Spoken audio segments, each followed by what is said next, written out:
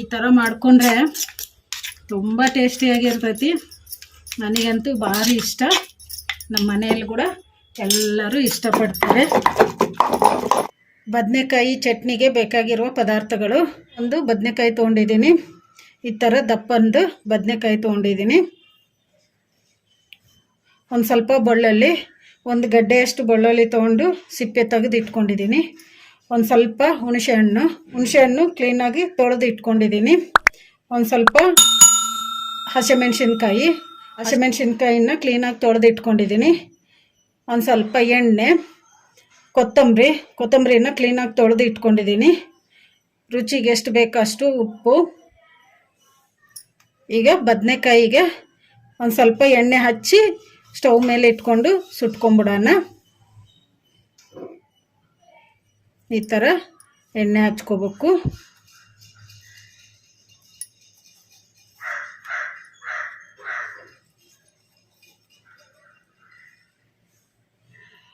ಈಗ ಇದನ್ನು ಸ್ಟವ್ ಮೇಲೆ ಇಟ್ಕೊಂಡು ಸುಟ್ಕೊಂಬಿಡೋಣ.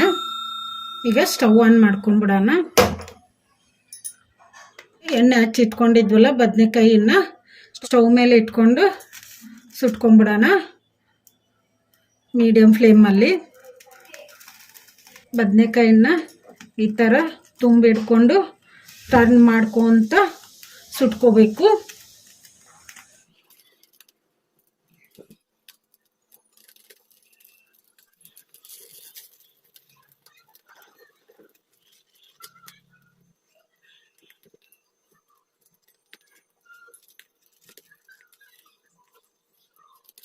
ಬದನೆಕಾಯಿ ಚೆನ್ನಾಗಿ ಬೆಂದಿದೆ. ಈಗ ಇದನ್ನು ಸ್ಟವ್ ಆಫ್ ಮಾಡಿಕೊಂಡು ಒಂದು ಪ್ಲೇಟಿಗೆ ತಕ್ಕೊಂಬಿಡೋಣ.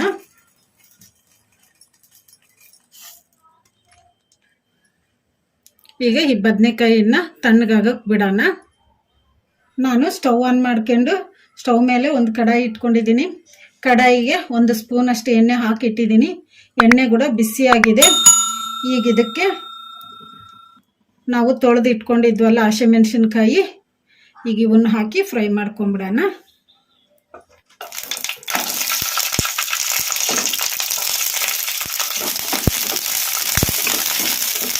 ಮೀಡಿಯಮ್ ಫ್ಲೇಮಲ್ಲಿ ಹಸಿಮೆಣಸಿನ್ಕಾಯಿನ ಫ್ರೈ ಮಾಡ್ಕೋಬೇಕು.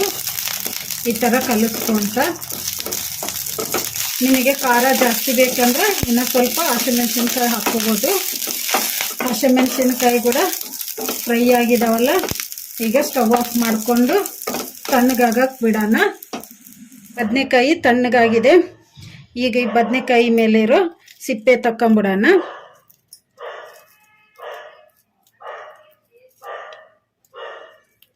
ಈ ಥರ ಸಿಪ್ಪೆ ಎಲ್ಲ ತಕ್ಕೋಬೇಕು.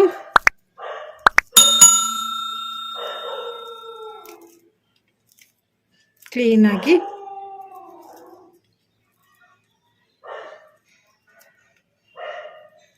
ಎಲ್ಲ ತಕ್ಕೊಂಬಿಟ್ಟಿವಲ್ಲ ಕ್ಲೀನಾಗಿ.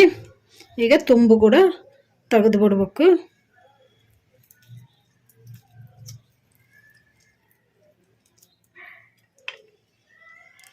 ಈಗ ಇದನ್ನು ಇನ್ನೊಂದು ಪ್ಲೇಟಲ್ಲಿ ಇಟ್ಕೊಂಡು ಹುಳ ಇದಾವೇನೋ ನೋಡ್ಕೊಂಬಿಡೋಣ.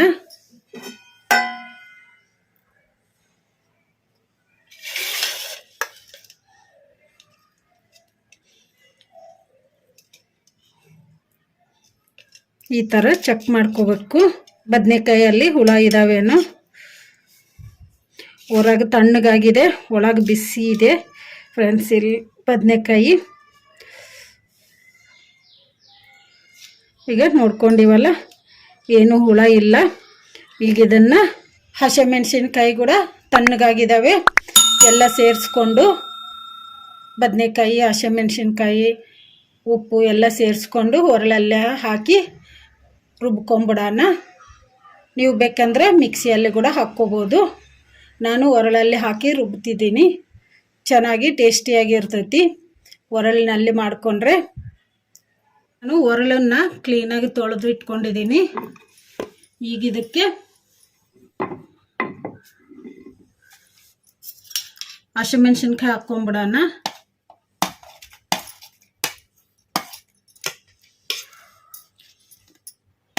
ಹಾಗೇನೆ ಬೆಳ್ಳುಳ್ಳಿ ಹಾಕ್ಕೊಂಬಿಡೋಣ. ಸ್ವಲ್ಪ ಹುಣಸೆಹಣ್ಣು, ಜಾಸ್ತಿ ಹಾಕ್ಕೋಬಾರ್ದು, ಒಂದು ಬೋಟಷ್ಟು ಹುಣಸೆಹಣ್ಣು ಹಾಕ್ಕೋಬೇಕು. ರುಚಿಗೆ ಎಷ್ಟು ಬೇಕಷ್ಟು ಉಪ್ಪು ಹಾಕೋಣ. ನಾನು ಕಲ್ಲುಪ್ಪು ಹಾಕ್ತಿದ್ದೀನಿ.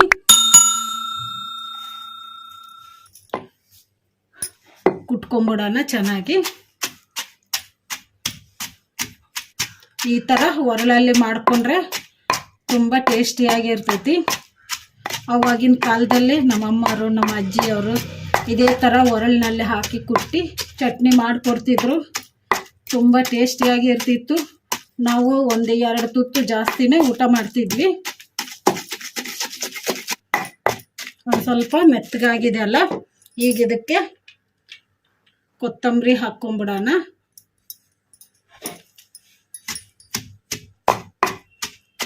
ಜಾಸ್ತಿ ಟೈಮು ಹಿಡಿಯಲ್ಲ, ಈಸಿಯಾಗಿ ಮಾಡ್ಕೋಬೋದು.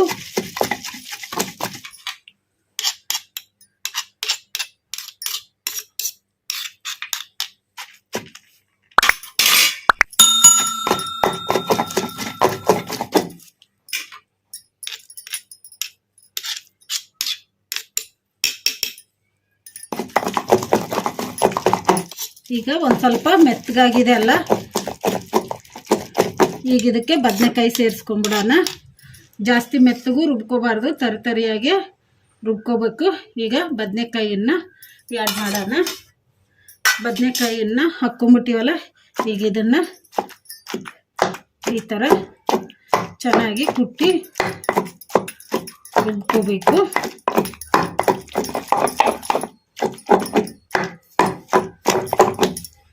ಈ ಥರ ಮಾಡಿಕೊಂಡ್ರೆ ತುಂಬ ಟೇಸ್ಟಿಯಾಗಿರ್ತೈತಿ. ನನಗಂತೂ ಭಾರಿ ಇಷ್ಟ. ನಮ್ಮ ಮನೆಯಲ್ಲಿ ಕೂಡ ಎಲ್ಲರೂ ಇಷ್ಟಪಡ್ತಾರೆ. ಈಗ ಚಟ್ನಿ ರೆಡಿಯಾಗಿದೆ. ಜಾಸ್ತಿ ಮೆತ್ತಗೂ ರುಬ್ಕೋಬಾರ್ದು, ಈ ಥರ ತರಿಯಾಗೆ ರುಬ್ಕೋಬೇಕು. ಈ ಥರ ತರಿಯಾಗಿದ್ರೇ ತುಂಬ ಟೇಸ್ಟಿಯಾಗಿರ್ತೈತಿ.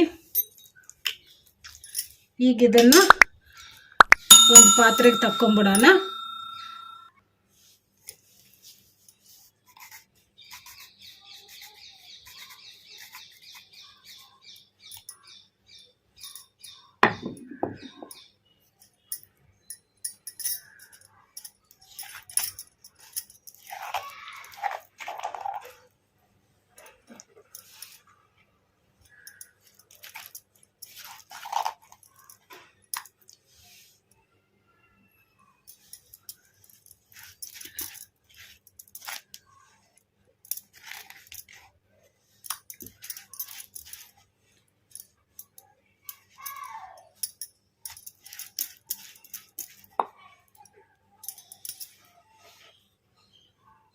ಒಂದು ಪಾತ್ರೆಗೆ ತಕ್ಕೊಂಬಿಟ್ಟಿವಲ್ಲ, ಚಟ್ನಿಯನ್ನು ರೆಡಿಯಾಗಿದೆ. ಸುಟ್ಟು ಬದನೆಕಾಯಿ ಒರಳಿನ ಚಟ್ನಿ.